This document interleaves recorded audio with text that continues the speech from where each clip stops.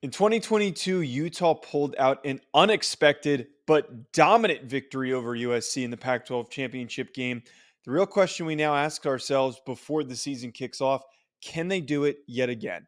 I'm here to say I do not think it's going to happen. If you've checked out my Utah or Washington videos that I've done so far, you know that I am very high on those programs. And when I do my USC show, I'm going to be saying very similar things about that USC team.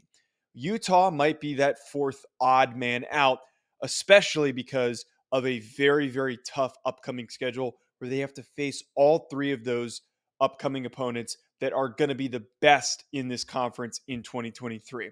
I also think it's worth noting that they're losing their best offensive weapon in Dalton Kincaid, who was statistically one of the best tight ends in all of college football last year. That is a lot of production to be losing for Cam Rising.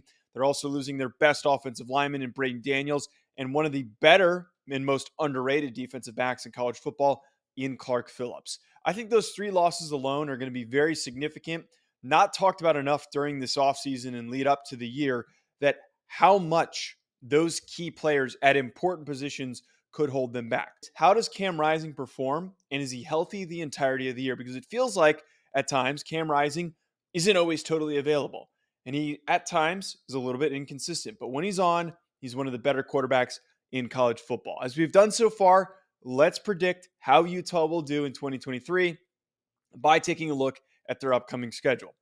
Starting us off with a game against Florida, a chance to get some revenge against the Gators that they lost at the beginning of last year, the start of a season where some people predicted them to go to the college football playoff, and it felt as if that loss to Florida derailed things a little bit. Not to dwell too much on the past, I think that they're going to beat Florida this year because they're playing them at home. Just like Florida, it was a difficult location for Utah to travel and play on the road. I think that the vice versa here, Florida will not come prepared to play against the Utes, giving them a 1-0 start to the season. Now, interestingly enough, I actually didn't know this until I pulled up their schedule. They go on the road to play at Baylor, which is a nice test at the beginning part of the season that'll help prepare them for later important games throughout the year. They're going to beat Baylor. I think Baylor is a fine Big 12 team.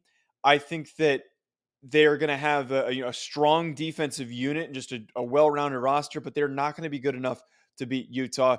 2-0 record after that win against Baylor. Versus Weber State, fun FCS team, not going to put up much of a fight against Utah. 3-0 record after beating Weber. UCLA is going to be down this year. I don't think UCLA is going to be that same difficult test that they were over the last couple of years. Give me a victory there for Utah, 4-0 for their current record. At Oregon State, I know that everyone loves Oregon State right now. I still have some question marks on them. I don't think that Oregon State will pull out this victory against Utah. This is a perfect game, a nice resume building game for the end of the season for them to beat Oregon State. 5-0 record. Cal stinks. 6-0 record. Not even going to waste my time dwelling on that. Now here comes the most difficult stretch of the season. The next 4 games feature 3 extremely difficult opponents. At USC, on the road. They're not going to beat Caleb Williams again. They're just not. You think that that team isn't going to be galvanized to come out swinging after the performances that they had against them last year twice? Caleb Williams, as much as I am admittedly a Caleb Williams hater, we know that he gets motivated by stuff like that. And that is going to be a very important season-determining game for USC. And I think that they're going to get that victory.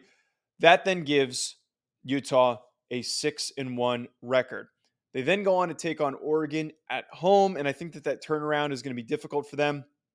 I have said this already on the Oregon video, the breakdown that I did for Oregon.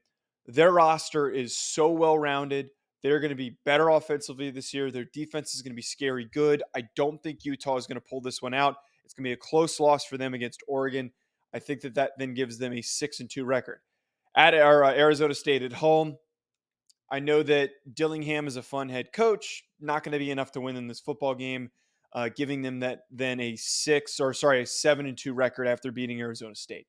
They then travel back on the road at Washington. So 2 of these games in this difficult stretch are on the road going to Washington. Again, I already said this in the Washington video. Washington has one of the most well-rounded rosters in college football, one of the better offensive lines, one of the better defensive lines, and one of the best quarterbacks in college football. I don't think that Utah can pull out this victory over Washington. That would then give them a 7-3 record. Final two games of the season at Arizona. I'm not really afraid of Arizona. They're a middling team. Then lastly, they take on Colorado for the final game of the season. Coach Prime might get this team right, but it's not going to be in 2023. Not enough to beat Utah. Give me that final 9-3 regular season record. Good year, very similar to last year, but they're not going to be going to the college football playoff, and I do not think that they will win the Pac-12 in 2023. Comment below if you think I'm wrong, or let me know where you think I might have gotten it right. Also, make sure you hit that subscribe button, as we're going to be doing a few more of these breakdowns before the start of the season. Make sure you check out Bet Online for all of your sports betting needs. For anything that I do betting related, I go on over to betonline.ag and I use promo code BELIEVE50. BetOnline has all of the latest updated odds for the NFL and college football seasons. Anything you need, whether it's futures, live in-game betting, no matter what, your football betting needs are met at BetOnline. And again, make sure you use that promo code BELIEVE50, BLEAV 50 to get a 50% welcome bonus on your first deposit. Bet Online, where the game starts.